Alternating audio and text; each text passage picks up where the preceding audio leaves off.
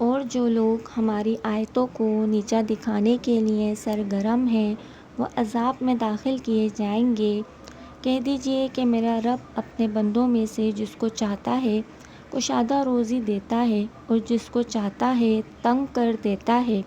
اور جو چیز بھی تم خرچ کرو گے تو وہ اس کا بدلہ دے گا، اور وہ بہتر رزق دینے والا ہے۔ اور جس دن وہ ان سب کو جمع کرے گا پھر وہ فرشتوں سے پوچھے گا کہ کیا یہ لوگ تمہاری عبادت کرتے تھے؟ سورہ سبا کی آیت نمبر 38، 39 اور 40 کا یہ ترجمہ ہے۔ سورہ سبا قرآن پاک میں 22ویں پارے میں ہے۔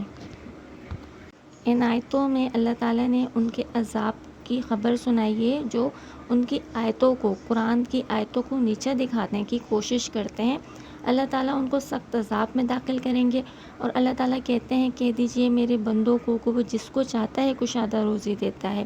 یعنی کہ اللہ تعالیٰ کی مرضی ہے، وہ جس کو چاہتا ہے رزق زیادہ دیتا ہے، جس کو چاہتا ہے تنگ کر دیتا ہے۔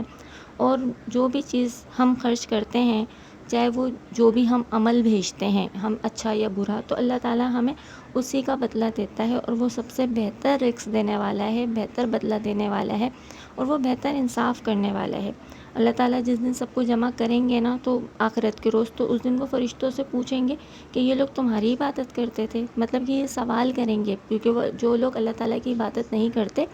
تو ان کے لیے اللہ تعالیٰ یہ سوال کریں گے، جس کا آگے ذکر اگلی آیت میں آئے گا۔